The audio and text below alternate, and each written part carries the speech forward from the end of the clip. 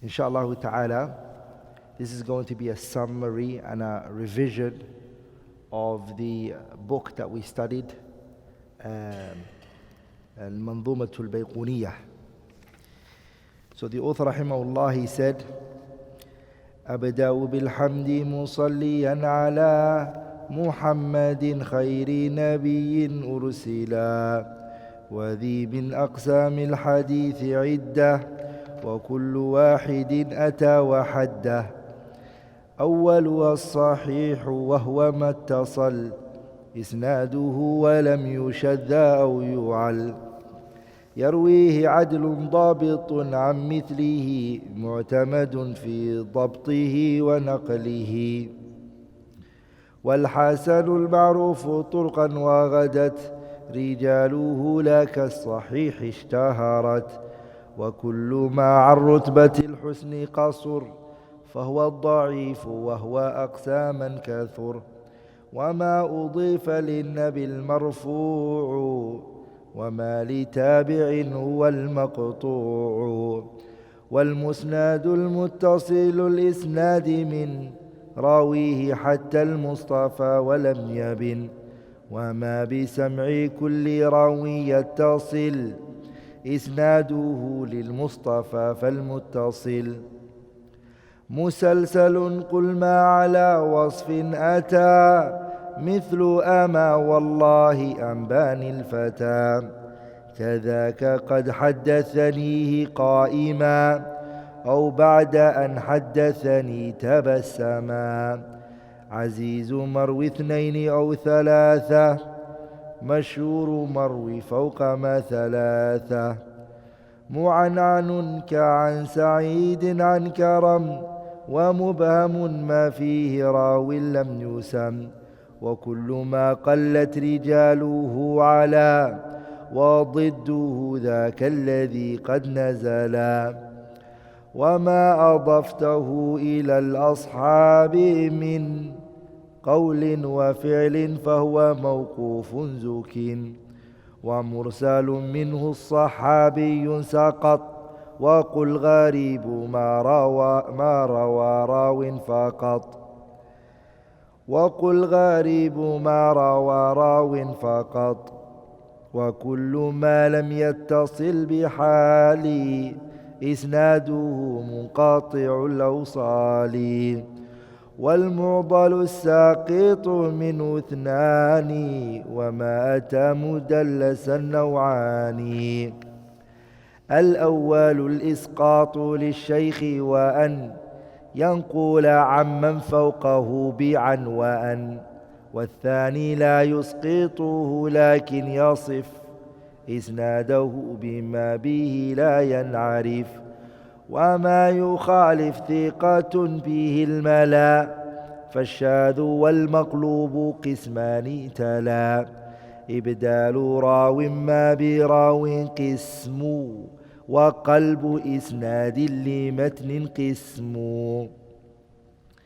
والفرد ما قياته بثقات أو جمع أو قصر على روايتي وما بعلة غموض أو خفا معلل عنده قد عرفا وذو اختلاف سند أو متن مضارب عند أهيل الفن والمدرجات في الحديث ما آتت من بعض ألفاظ الرواة اتصلت وما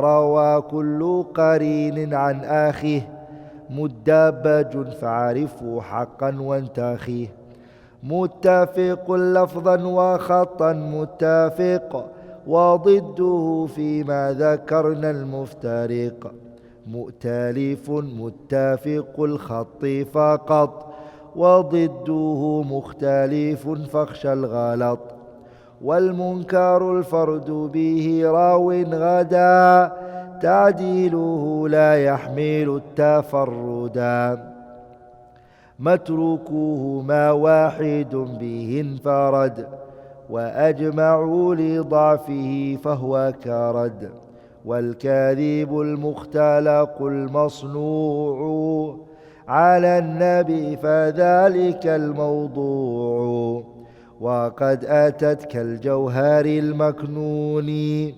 سميته منظومة البيقوني وقد أتت كالجوهر المكنون سميتها منظومة البيقوني فوق 30 ب40 أتت أقسامها تمت بخير ختمت.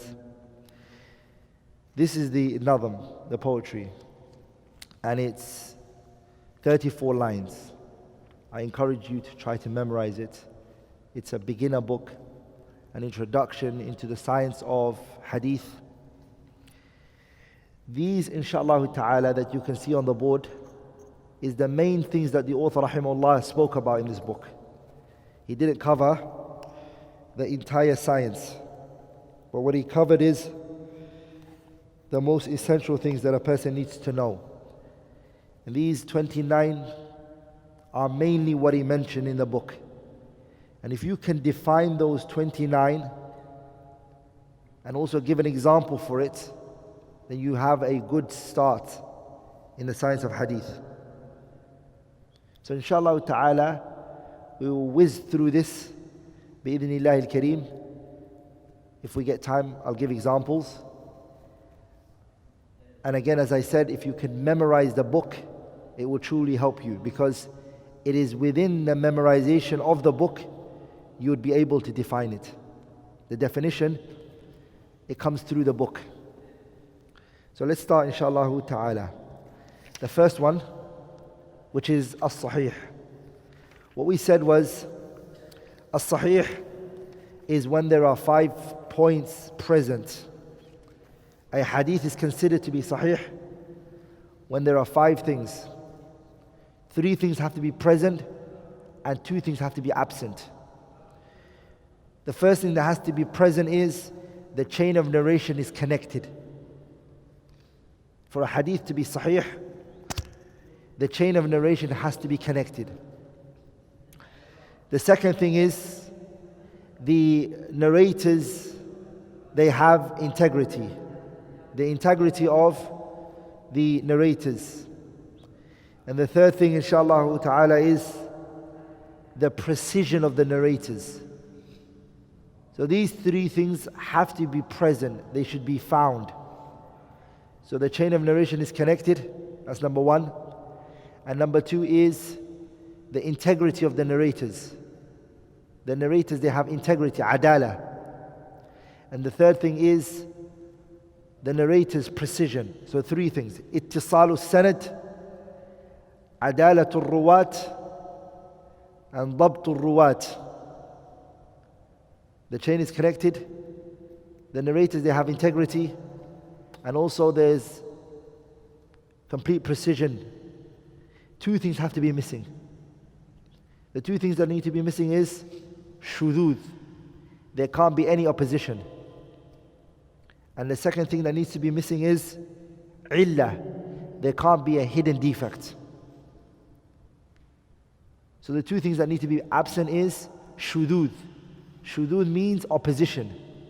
This hadith cannot be opposing another hadith. And the second thing that needs to be missing is there can't be any hidden defect.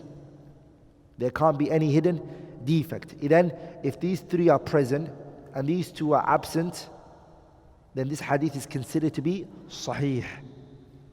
Now, if the narrator, his memorization isn't to the highest level, meaning it decreases and it reduces, then the hadith is called hasan. Hasan is the same as the sahih. It's the same as the sahih. The only difference is the hasan hadith, the dabt, the precision of the narrator is not like that of the sahih. Then I mentioned the precision is 2 types. And the memorization is two types. ضبط الصدر وضبط الكتاب. The precision of the mind. In other words, the person memorizes this information. And the second thing is, the person, he keeps it in a book. He's precise in documenting something and preserving it in a book or a tablet. This is called the precision of documenting it. So there's two types of precision of memorization: keeping something in your mind and also keeping in your book. We mentioned those two.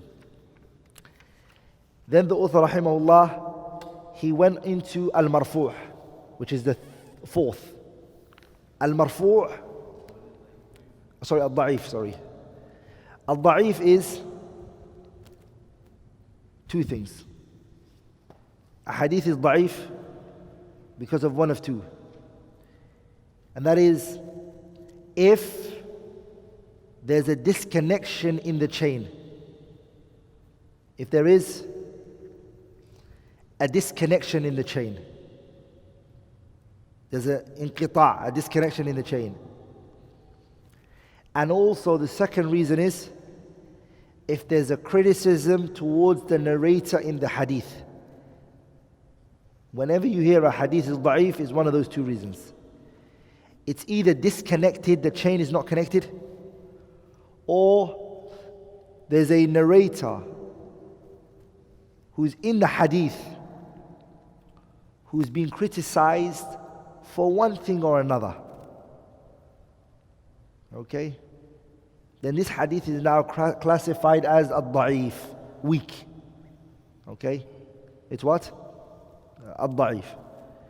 Then the author, rahimahullah, he went into al-marfu'.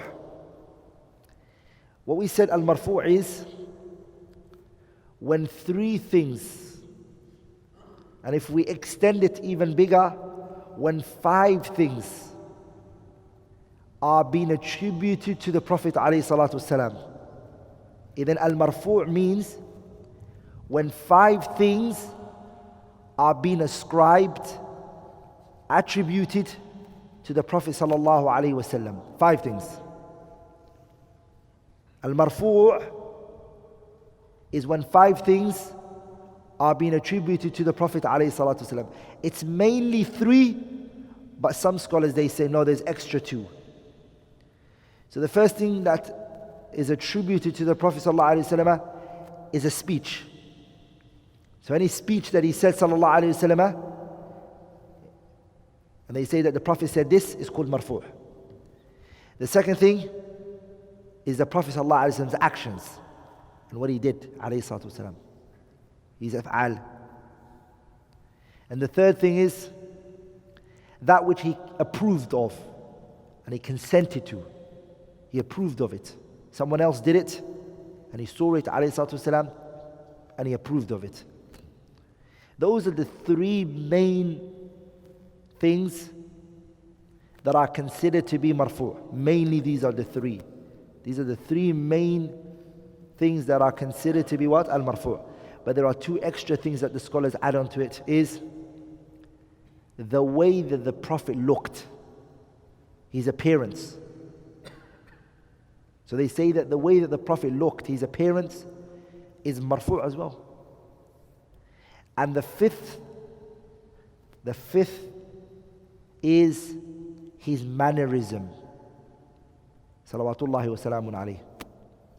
His mannerism. Sallallahu alayhi wa sallam. Even those five are considered to be what? If anyone attributes to the Prophet sallallahu alayhi wa sallam any of those five, it's called al-marfu'. Okay? So this hadith is marfu'. If you ever hear that, what does it mean? It means either the Prophet said this, or he did this, or he approved of this, or he appeared in this way, sallallahu alaihi wasallam, or this was the way that the Prophet conducted himself. This is his manners, sallallahu alaihi wasallam. Now the author went into al-maqtu'. Okay, al-maqtu'. Some of them I didn't do chronologically. So some I went back and forth.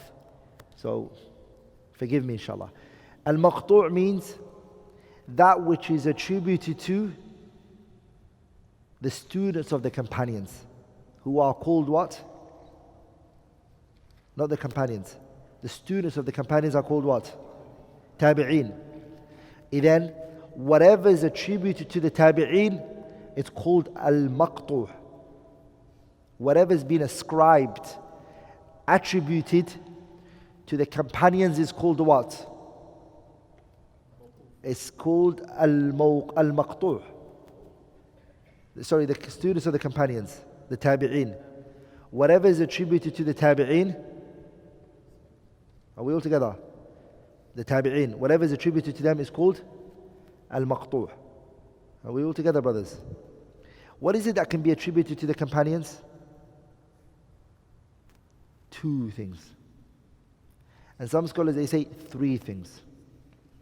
Speech, action, and even the consent of the companions, the approval of the companions.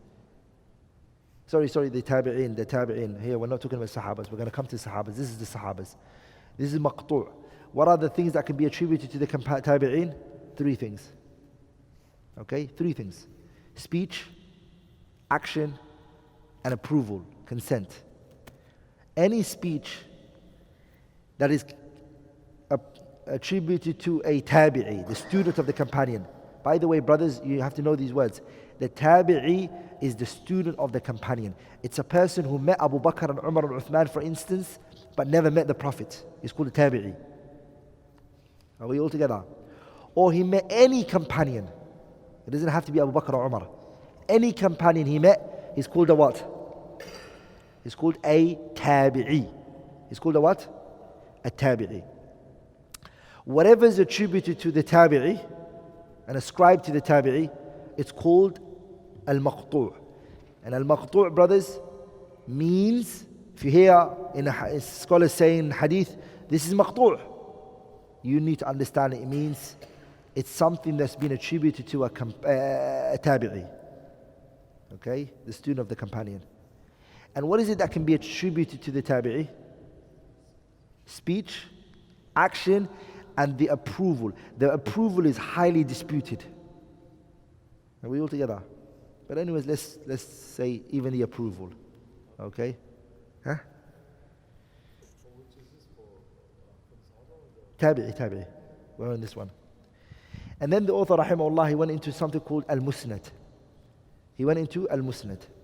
What does a musnad mean? No, we're going to come to the companions. This is mawquf. Mawquf is the companions. This is the tabi'i. The order of the sheikh was this way. He didn't do it chronologically. He didn't do it. It would have been better if he put this one first. Then the author, rahimahullah, went into something called al-musnad. Al-musnad. What does a musnad mean? Musnad is when two things are present. When you hear the word al-musnad. By the way, the musnad he's talking about here isn't the musnad of Al-Imam Ahmad's musnad or the musnad of At-Tayalisi. He's not referring to that type. There's another usage of the word al-musnad. Okay? This musnad here is when the hadith is connected, so the chain is connected, and it's been attributed to the Prophet. That's it. It's called a what? A musnad. So if you get asked in a test, what is a musnad? All you have to say is, it's any hadith that the chain is connected and it is attributed to the Prophet. So the chain ends up to the Prophet ﷺ. Okay? It doesn't have to have all the other conditions of authenticity. It can be shadh, it can have illah, it doesn't matter. The musnad is only two conditions. Ittisalu sanad, which is that the chain is connected, and it's an attribution to the Prophet ﷺ. The ending of the chain is either the Prophet's speech, or the action of the Prophet, or the consent of the Prophet ﷺ. Are we all together? Huh? No, the other two. Just that much. Then the author, rahimahullah, he went into something called al-mawquf. Okay, mawquf is what is attributed to a companion, sahabi. So al-mawquf is ma udifa ila sahabi. It is what is attributed to a companion. Again, what is it that can be attributed to a companion? 3 things: speech, action, and approval, consent.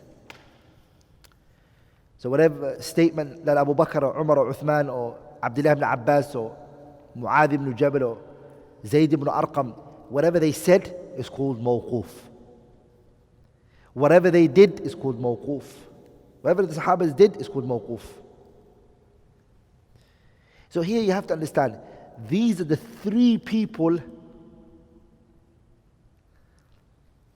who we really want to know about their lives and what they said. The Prophet ﷺ, number 1, is marfu'. Sahabi, mawquf. Tabi'i, maqtu'. You need to learn those terms, because you're going to be seeing these very commonly in books of hadith. Whenever they write, وَهَذَا حَدِيثٌ مَوْقُوفٌ, that's a hadith which is mawquf. What's mawquf? And this is a hadith which is maqtu'. What does maqtu' mean? This is a hadith which is marfu'. But then what does marfu' mean? This is the way that the ulama of hadith talk to each other. It's their terminologies. So you need to be able to go to those books and understand what they're saying to each other. Okay? Then the author rahimahullah went into something called al-musalsal. And that's why he said, مُسَلْسَلٌ قُلْ مَا عَلَى وَصْفٍ أَتَى مِثْلُ أَمَا وَاللَّهِ أَنْبَأَنِي الْفَتَى. He said that. صح? Musalsal, what does it mean? Musalsal, I gave an example for it, was when a narrator says something. So for example, the famous hadith where the Prophet ﷺ said to Mu'adh ibn Jabal, Wallahi inni la uhibbuk. Mu'adh, I love you. Mu'adh, I love you. So the Prophet started by saying what? Before he even told him anything, what did the Prophet say to Mu'adh? He said, Mu'adh, I love you. And then after that, the Prophet told him what he wanted to tell him, which is what? فَلَا تَدَعَنَّ, do not leave off. أَن تَقُولَ فِي دُبُرِ كُلِّ صَلَاةٍ, at the ending of every prayer, to say, اللهم أعني على ذكرك وشكرك وحسن عبادتك. So before even the Prophet could instruct him what he should say after the prayer, the Prophet started by saying what? I love you, Mu'adh. And so what happens is that everyone who narrates this hadith, when he wants to tell the person who he wants to tell, he says to him, brother, I love you. فَلَا تَدَعَنَّ فِي دُبُرِ كُلِّ صَلَاةٍ. And then the next one says the same. And everyone does that. This is called musalsal. That the people, they copy each other from the Prophet's time, ﷺ, and then everyone who wants to tell this hadith says to the person who he's going to tell, brother, I love you for the sake of Allah. I love you. Don't leave off saying at the end of the prayer, Allahumma a'inni ala dhikrik wa shukri wa husni ibadatik. Are we all together? Another example is that the Prophet ﷺ had said to the Sahabas after he told them a narration, or after he told them something, the Prophet, after he told the companions something, he laughed. And then he said to the companions, why don't you ask me why I'm laughing for? And they said, O Messenger of Allah, why are you laughing for? And he said, because Allah laughed. And then the Sahabi who narrated it, he laughed when he was narrating it to the Tabi'een. And the Tabi'een, when they heard him laugh, he said to them, why don't you ask me why I'm laughing? The companions saying that. And they said, why are you laughing? And then he said, because the Prophet, when he told us, he was laughing. And then everyone does that in the hadith. This is called musalsal. Okay? What is it called? Musalsal. They call that a musalsal. By the way, a lot of ahadiths that are called musalsal, a lot of them are actually weak. The hadith is not necessarily weak, but someone, of course, stopped saying that. So a lot of the times, but one of the most famous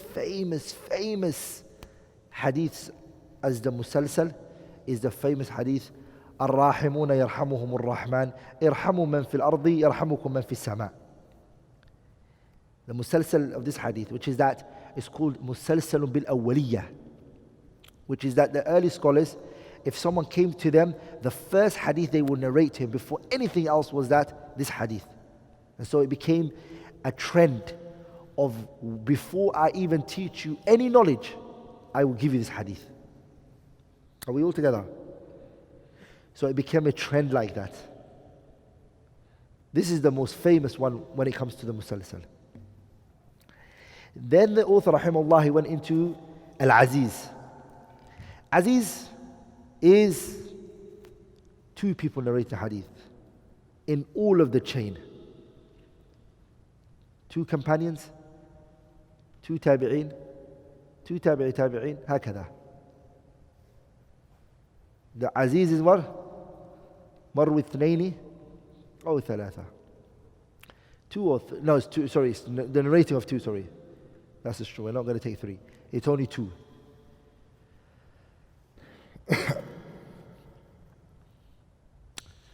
So it's two. Until the author of the book. So if it's Bukhari, that's the author of the book, it's going to be two. If it's Malik, two, Imam Malik. It's whichever book you're reading, hadith book, it's two people. He took it from, who took it from two people, who took it from two people, who took it from two people.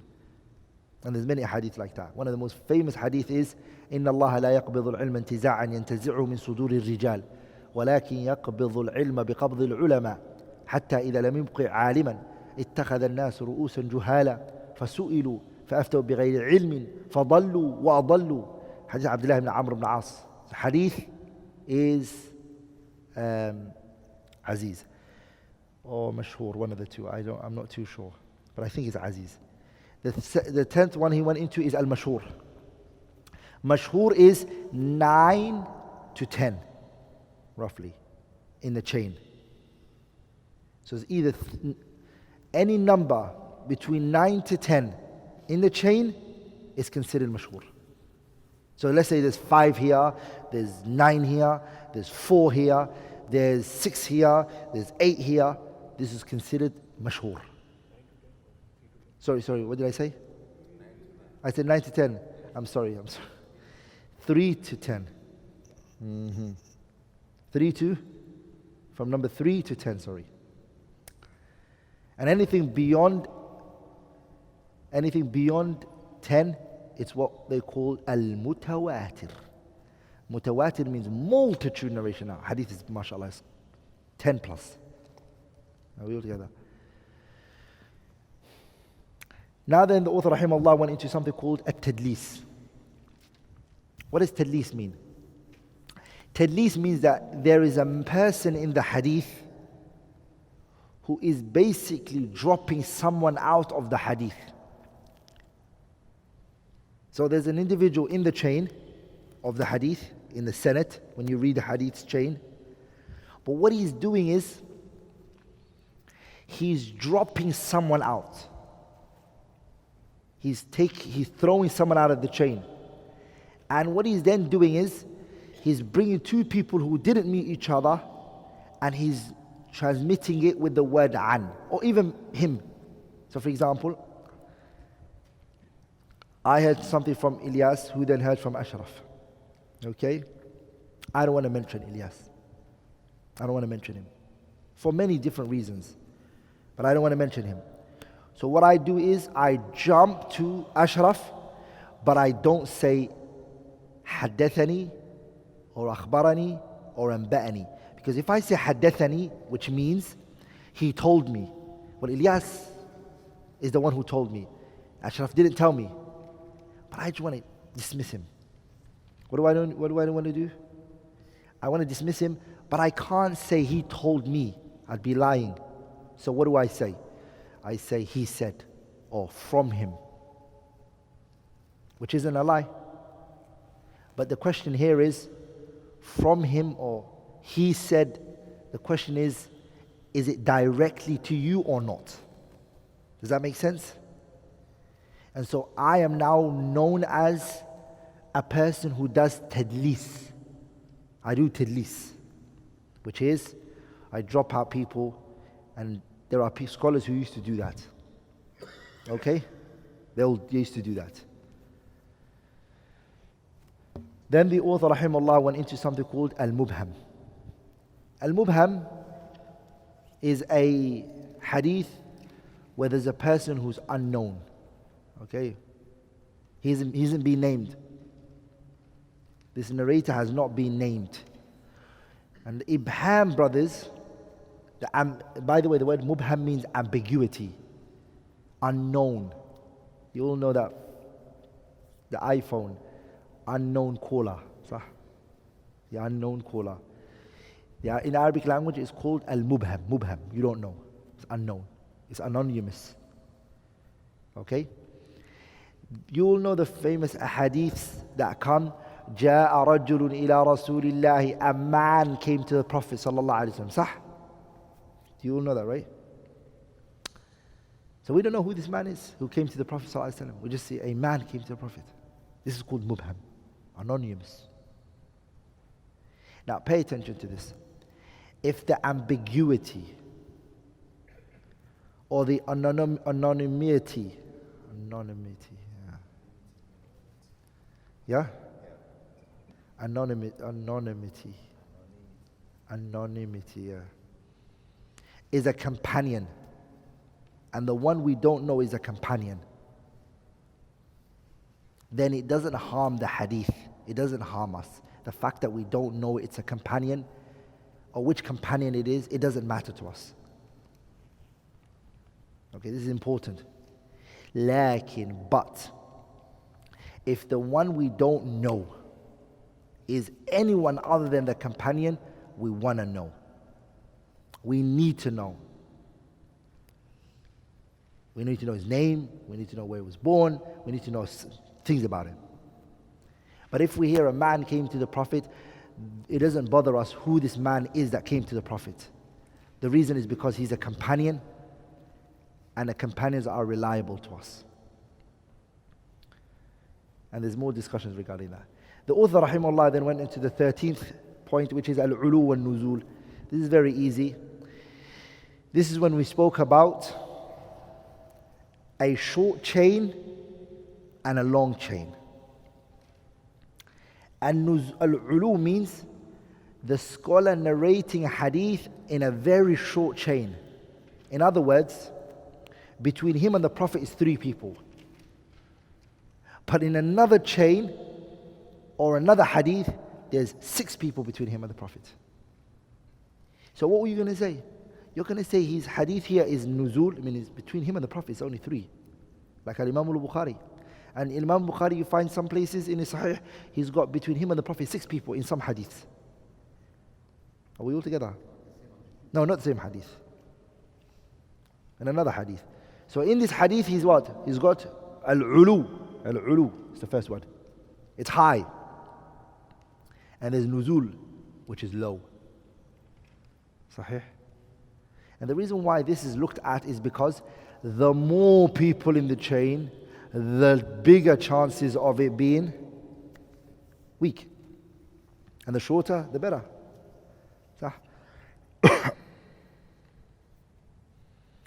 Then the author, rahimahullah, went into something called al-gharib. Al-gharib is a hadith which is one person narrating it. Just one person. All the chain, from the beginning to the end, is just one person. One. And the famous hadith for that is hadith إنما الأعمال بالنيات وإنما لكل امرئ ما نواه فمن كانت هجرته إلى الله ورسوله فهجرته إلى الله ورسوله ومن كانت هجرته لدنيا يصيبها أو امرأة ينكحها فهجرته إلى ما هاجر إليه. The only person who narrated it the only person who narrated it to us from the Prophet is who? Umar radiallahu anhu. And no one else has brought it to us from Umar other than Alqamah ibn Abi Waqas al-Laythi.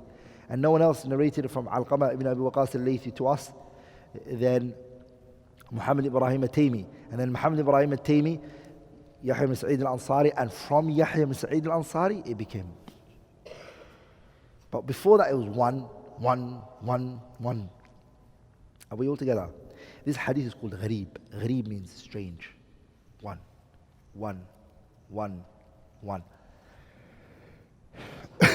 So if you go back, we have this 1, 2, and 3.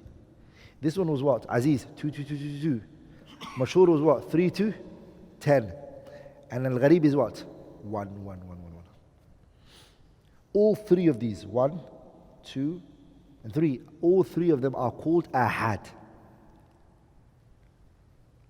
Al-Aziz, Al-Mashhur, and Al-Gharib, all three of them together, they're called Al-Ahad. They're called what? They are called Al-Ahad. Now the author goes into number 15, which is Al-Munqati'. Munqati' means disconnection. A hadith being disconnected. So Al-Munqati' means what? A disconnection. There's a disconnection in the hadith. So the word Al-Munqati' means the chain is disconnected. Two people didn't meet. That's what it means. But someone is missing from the chain. It's called Al-Munqati'. Are we all together? Number 16. Al-Mu'dal. Mu'dal is when two... Yeah, it's da'if. Yeah, it's da'if. The first condition of hadith to be sahih was what? Connection. What does Mu'dal mean? Mu'dal means two people are missing. These two people have to be consecutive, right next to each other. So let's say there's 1, and there's 2, and there's 3, and there's 4. Okay? Who is missing? 1 is missing, and 3 is missing. How many are missing? 2 are missing, right? This is called munqati'. It's the first one, which is disconnection. And it's not called mu'dal. The reason why, these two are not next to each other. There's 1 in between. If it was 2 and 3, then this is called mu'dal. Mu'dal has to be 2 next to each other. So 1 and 2, mu'dal. 2 and 3, mu'dal. 3 and 4, mu'dal. All together. It just has to be 2 next to each other. But if one is disconnected from there and one is disconnected from there and there's 1 in between, then that's not called al-mu'dal. So mu'dal is 2 that are next to each other. If they're missing, they drop out from the chain, that we find out 2 people that are right next to each other are missing, then we refer to that. We refer to that hadith as a mu'dal. The word adala is for something to be like just hanging. What was the ayah Allah Tabarak wa Ta'ala said? Yeah, it's just something for it to not connect. Then we go to the number 17, which is ash-shadh. Yeah, that's correct. Sahih. Amazing. Cool. Any hadith that we can say is da'if is always going to come from ahad. Singular. A few in narration. There is no hadith which is mutawatir that's going to be da'if, ever. But again, that's too advanced. We will leave that for the other book, inshallah. For now, don't worry about that. Shadh. What is shadh? Shadh, what did I mention for the conditions of sahih? What did I said for sahih?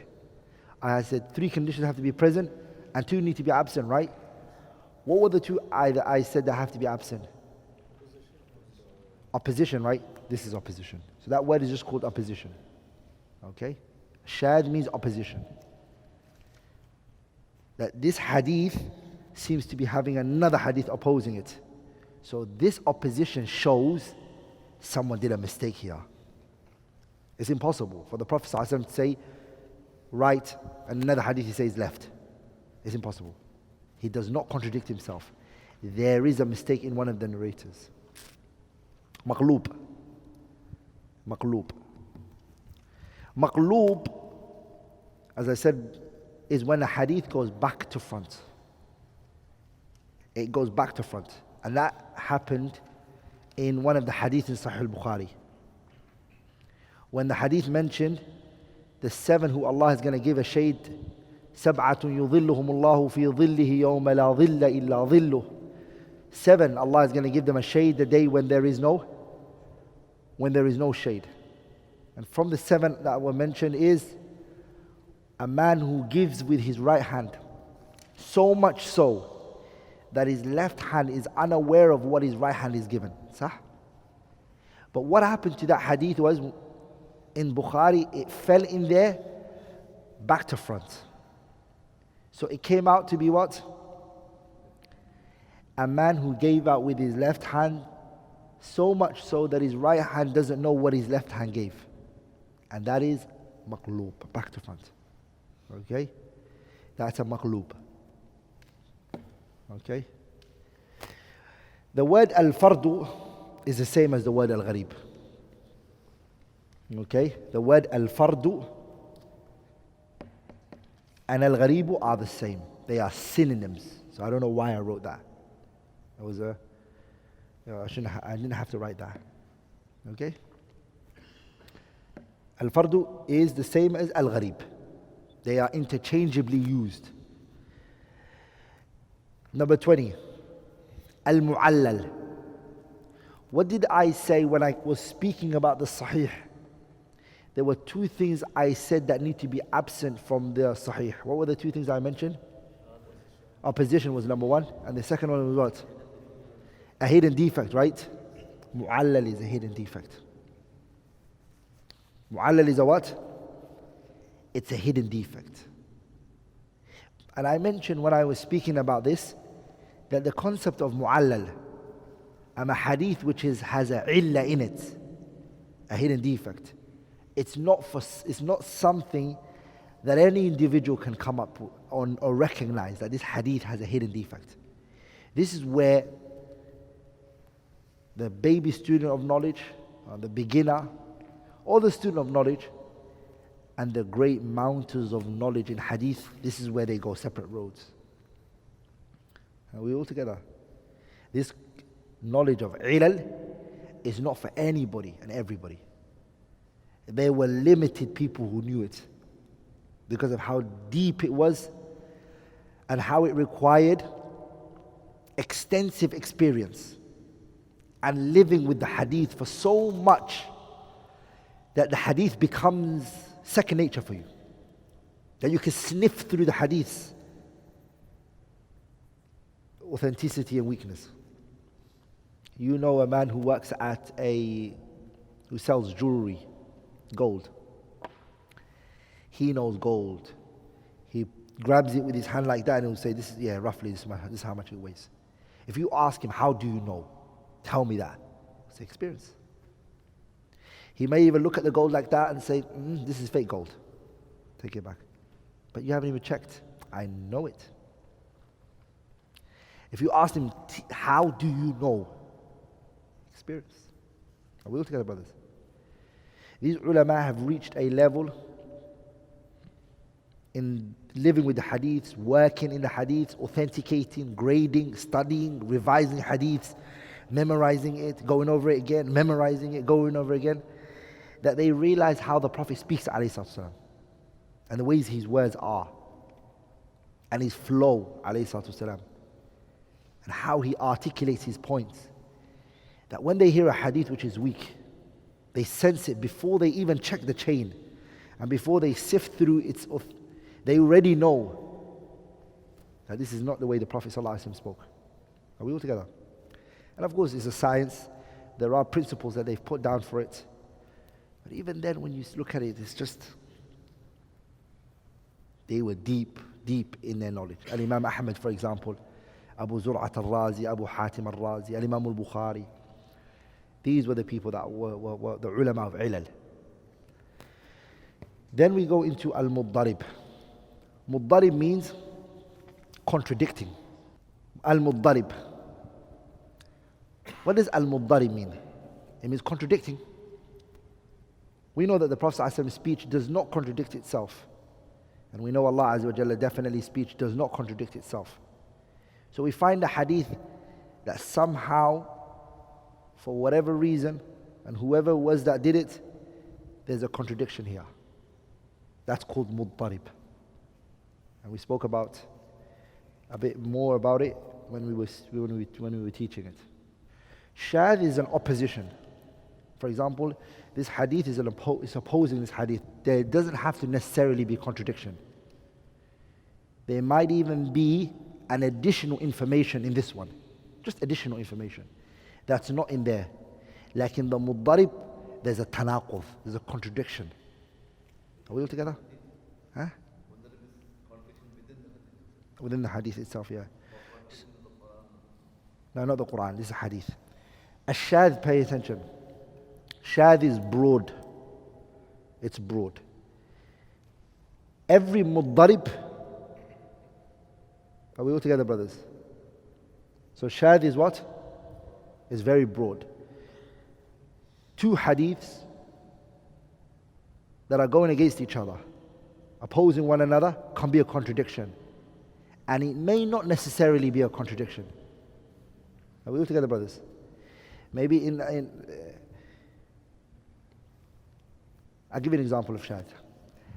Abdullah ibn Abbas radiallahu ta'ala anhu, he said, تزوج رسول الله صلى الله عليه وسلم ميمونة وهو محرم. The Messenger صلى الله عليه وسلم married Maymuna when he was what? In a state of ihram. Maymuna came and she said, the Prophet married me and he wasn't in a state of ihram. Are we all together here? Who do we take? Maymuna. Are we all together? We take it who? We take the statement of Maymuna. She said something. She is the sahib al-qissah. She is the one whose the story is going. She was the one who was married. Are we all together? And she's a woman. Women, they keep record of that better than men. When they got married and what time it was. Are we all together? In this situation now, there's an opposition that Ibn Abbas has. And who's that coming from? Maymuna. And then we will take Maymuna over him. This is contradiction. Shudud may not be a contradiction. There may be an additional information that's been brought to the table. And scholars may say shadh. Are we all together? For example, you pray the salah and you point your finger. Pay attention to this. Pointing your finger in the tashahhud. Some of the scholars, they said, all of the narrators, 12 narrators, all of them when they transmitted the hadith from the Prophet ﷺ, they said, وَكَانَ يُشِيرُ. And he used to point. And only one narrator by the name of Za'idah ibn Qudama al-Thaqafi, only one narrator. He's the one who said, وَكَانَ يُحَرِّكُهَا. He used to move it. He's the only one who said, وَكَانَ يُحَرِّكُهَا. All the other narrators, not one person said that wording. He's the only one who said it. Are we all together? They said, oh, he's shadh. That is shadh. It's weak. Because all the bulk of the narrators, 12, Sufyan ibn Uyayna, Sufyan al-Thawri, big imams, they never said that. And he did. It's an opposition.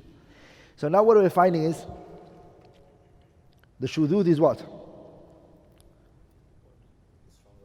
It's an opposition. But is there contradiction? No, there's no contradiction here. How is there not contradiction? Because kana yushiru, ishara does not reject tahrik. To point somewhere does not negate moving it. Are we all together, brothers? Also, the concept of muddarib, it doesn't have to be two hadiths. The muddarib doesn't have to be two hadiths necessarily. What can it be?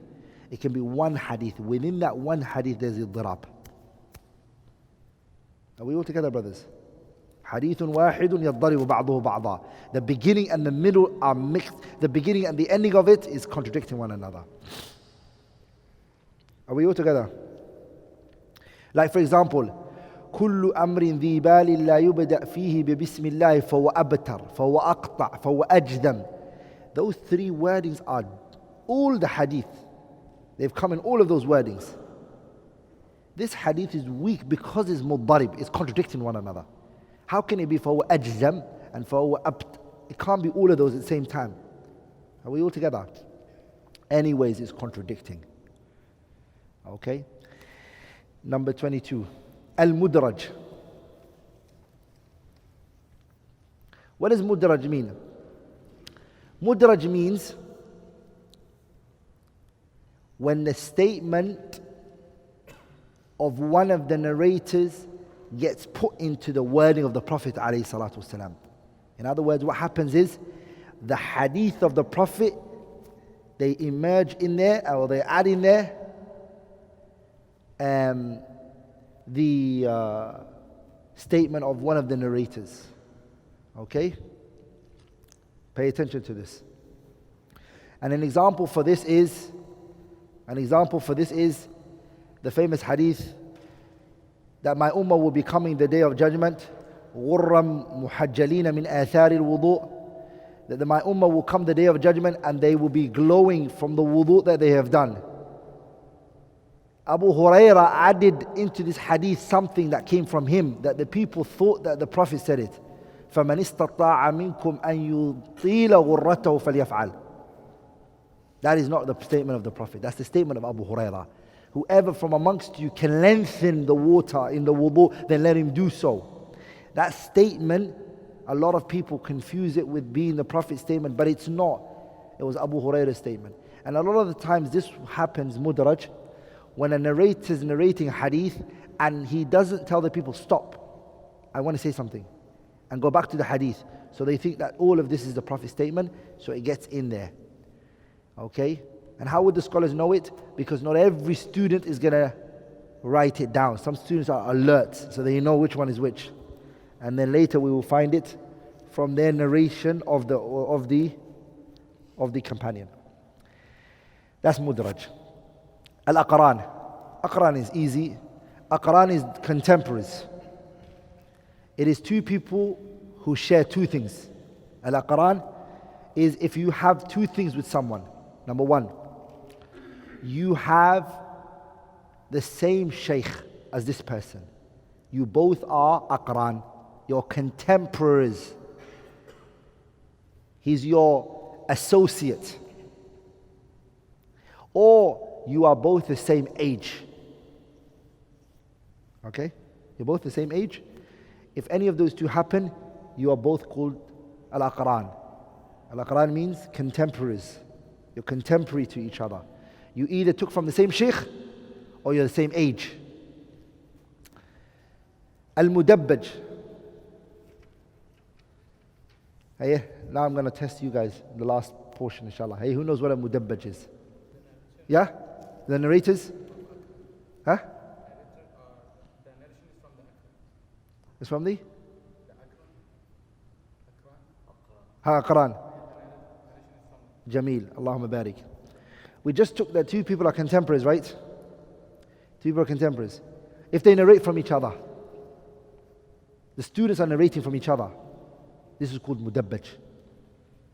A student narrating from another student. They're contemporaries, they took from the same shuyukh. But he goes, you know what? There's a hadith of the Prophet you have, I need it. Can you tell me the hadith? Okay, jazakallah khair. I have a hadith. Okay, you tell me. That's common. Yeah. What about al-muttafiq wal-muftariq?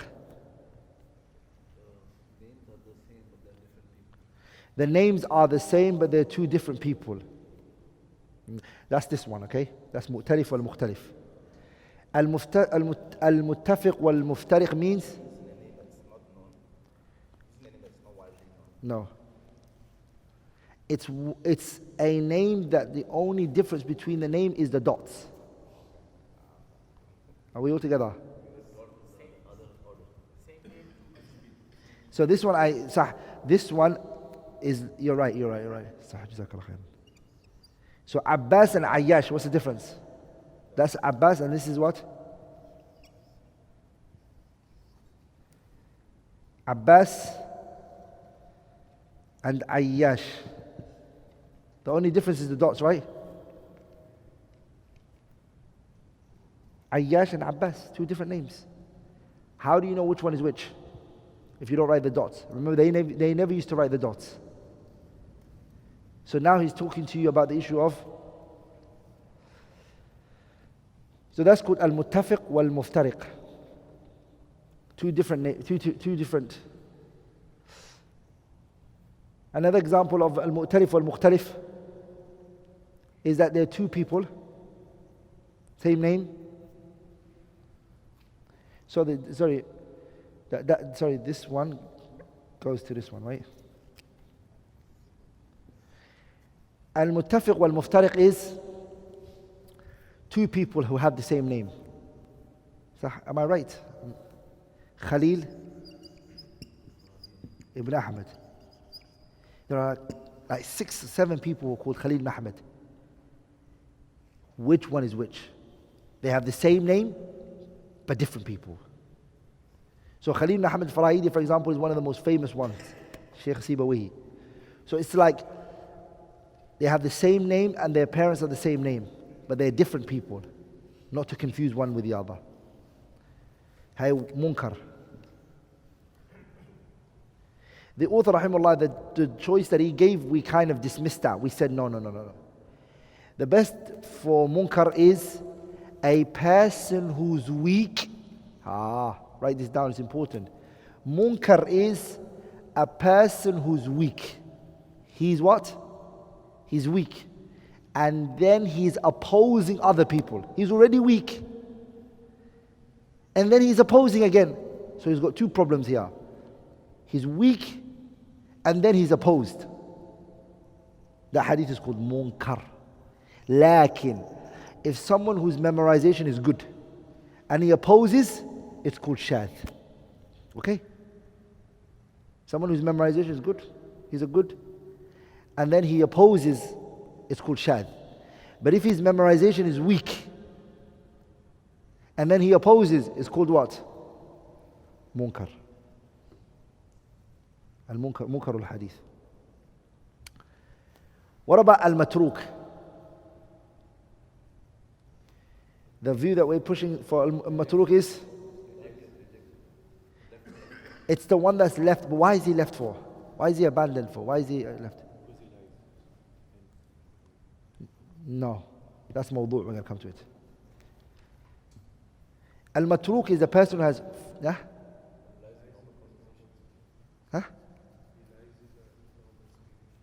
all of those reasons, yes.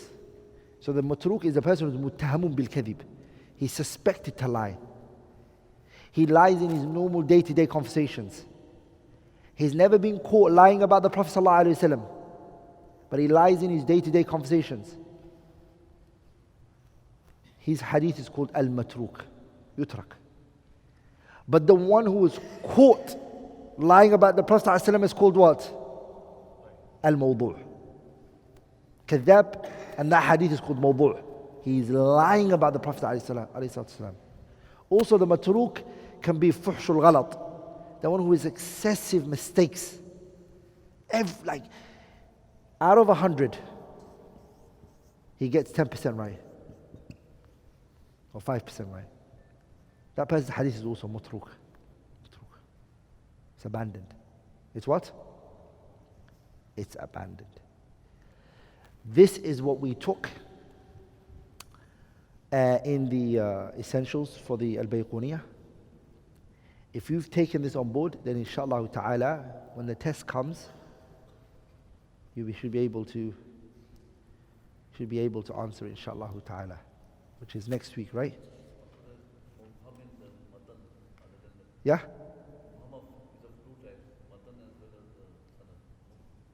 The mubham na'am. Mubham al-matni wa mubham al-sanadi. And even the tadlis, I spoke about the mu'an'an and the mu'annan. So these are extra tafasil that you guys are going to read when you, but I'm just here to do revision. I can't teach it the way I taught it every single week. This is the overview. Sah? Who felt that the revision helped them a lot and gave them okay, Allahumma barik. So you think it was worth coming to this revision class? Alhamdulillah.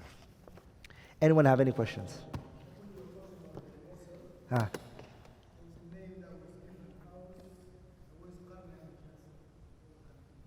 Yeah, mursal.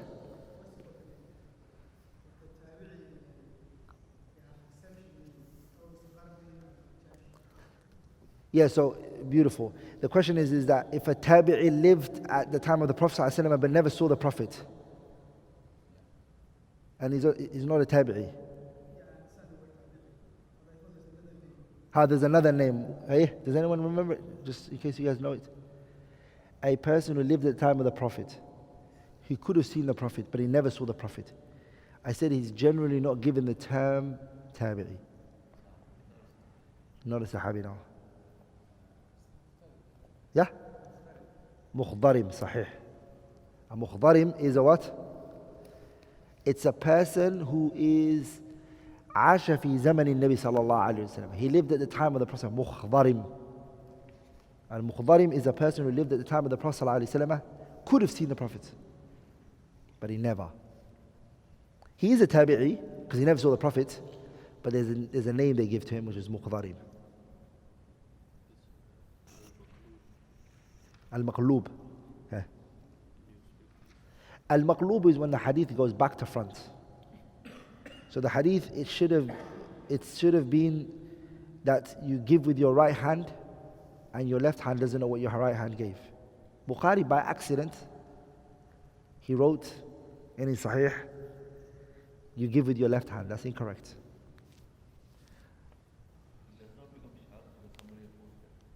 There's no opposition here. He's not opposing anyone.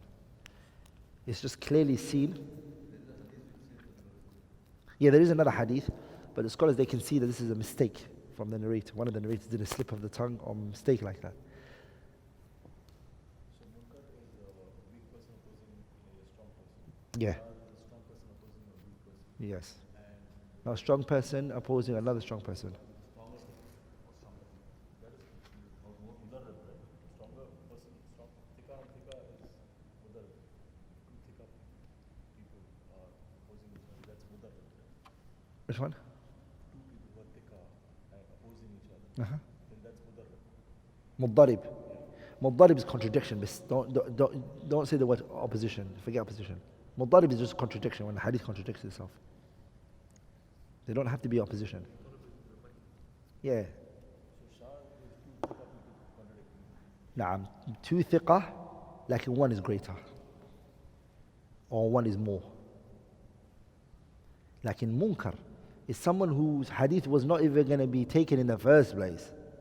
And then now you're opposing people. It's even weaker now. It's called munkar. Before it was just da'if, but now it became munkarul hadith.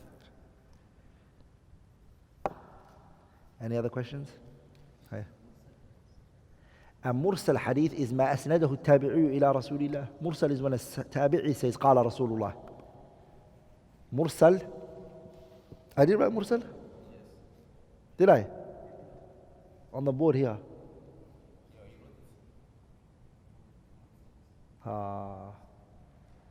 Mursal is when a tabi'i says قال رسول الله. Tabi'i never met the Prophet alayhi salatu wasalam. How could he say قال رسول الله? So between him and the Prophet, there's at least one person missing for sure. So it's weak, it's not accepted. The only person that they said that is an exception here is Sa'id ibn al-Musayyab. Any other questions? Al-Mawdu' na'am.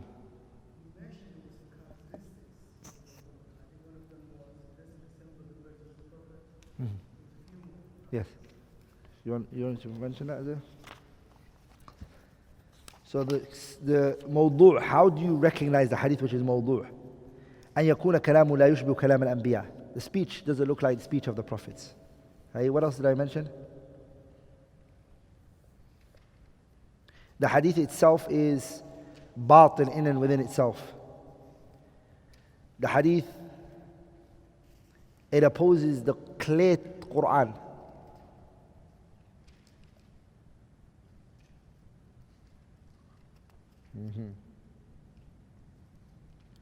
Al-Manar al-Munif, Ibn al-Qayyim mentions the rest. Ibn al-Qayyim mentioned how many? 15. Ibn al-Qayyim in his kitab Al-Manar al-Munif mentions 15 ways to identify when a hadith is fabricated. The word mawdu' is fabricated, forged.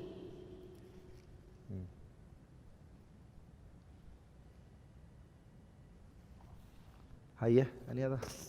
Ha. Okay, inshallah ta'ala. Subhanakallahumma bihamdik. Ashhadu an la ilaha illallah. Astaghfiruka wa atubu ilayk.